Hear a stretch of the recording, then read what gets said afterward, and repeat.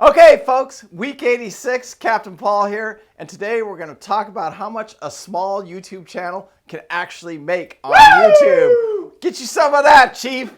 Chief's in the back there holding the camera as usual, and this channel does take a lot to run. Lately, so we're at week 86, and I hope you guys are enjoying all the series of the different boats that we're out there delivering, and I'm going to keep that up and do the same thing. So I missed last week. This is actually week 87, but we're going to call it week 86. And then the boats that are coming up is next week, or in a couple weeks here, we have a Hatteras that we're going to go pick up in Connecticut, take that over to Liberty Landing for 3 days of training. After that, then we jump on another Beneteau, actually. Don't ask me how all this works out. Then we head over to Rhode Island, and then I picked that one up in Rhode Island, and that one should go all the way around to Fort Myers, Florida. So I hope you guys are enjoying those videos, and there's more and more and more to come. After that one is actually another Beneteau, don't ask me why, and that one's gonna go from, after I get off that boat, then it'll go from Jacksonville, Florida, down to Stock Island, Florida, back down to the Keys where I'm at. So I should do a full circle right back to the Florida Keys on this next trip when I go out there, Chief. Anyway, today's video, let's talk about the revenue from the channel. We do this video about twice a year, and as the numbers go up, I always tell you guys that I'll share the information with you. Last month, this month, my check from YouTube was $1,014. You can see that right here. All right, and then you can see that the revenue from the channel over the last year, let's say, which I would say this year has averaged $500 a month, and you can see that by these numbers right here. And that is my Google check. Don't ask me why, Chief, but I love getting my Google check. My son is a digital marketing guy, and we always joke, and he goes, Dad, do you know how many people I know that make money off of YouTube? And I go, how many? And he goes, none.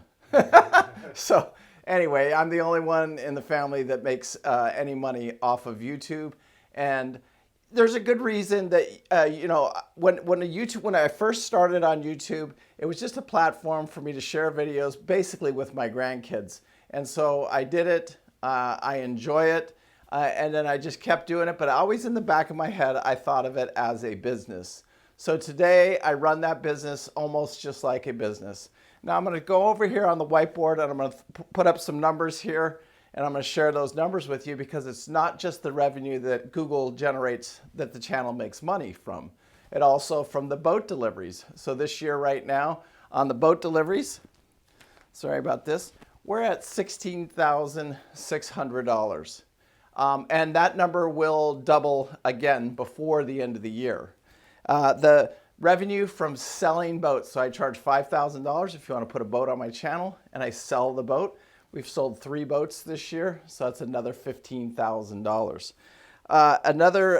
So my YouTube revenue from the channel this year, by the end of the year, by right now, we're right at $7,000.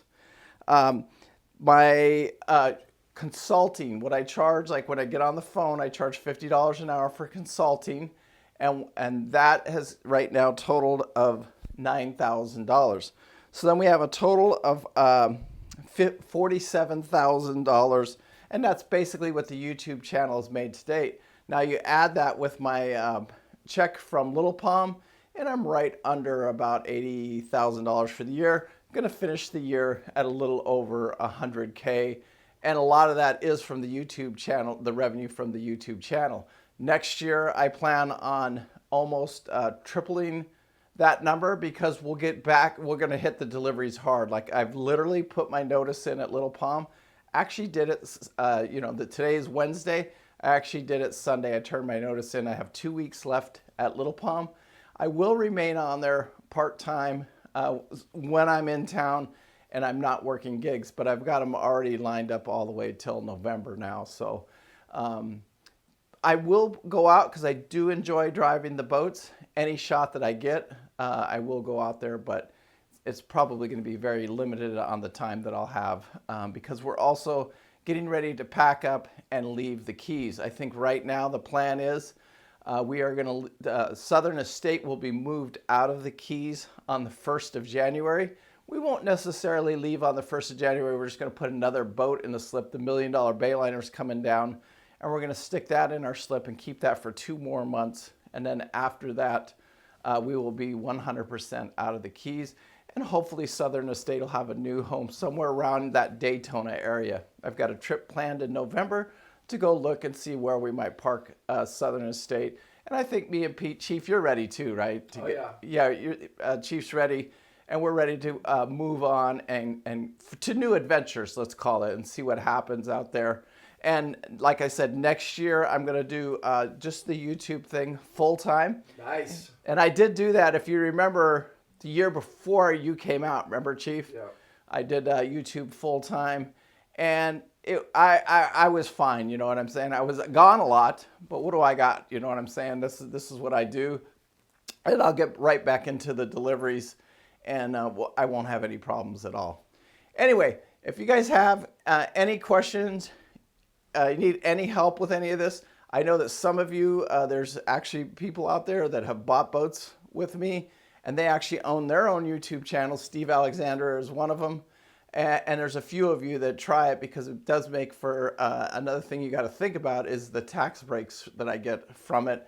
And it does work really, really well because everything I do is almost a tax write-off. It doesn't matter, like my trips to Costa Rica. I'm going to start another channel, and it will be strictly dedicated to Costa Rica. So I can write off all of my expenses for going to Costa Rica. All my boating expenses are write off. And by the time I write everything off, you know, it really does pay for itself. There's a lot of revenue just generated from being able to use those write-offs and stuff like that. So you got to remember that when anybody that buys a boat, does America's Great Loop, and wants to be able to write that stuff off, as long as you own a income generating and you're claiming it on your taxes, you have plenty of write-offs also, so you can think about that, because that's a big part of the revenue that I make also. Anyway, peace out. Anybody needs any help with anything, just let me know. If you need help delivering a boat, help selling a boat, anything, please let me know. We got a bunch of boats this week we're going to go look at. We're going to go down to Jacksonville Thursday. I'm going to look at another Beneteau 35. I'm going to look at a DeFever 44. It's supposed to be a beautiful boat in beautiful shape. That boat actually might be sold already. I have a buyer that we're going to look at it Friday. Anyway, peace out. Thank you guys so much for watching. I do appreciate it. Make sure you hit that thumbs up. Make sure you leave a comment, and have a great day. Thank you guys.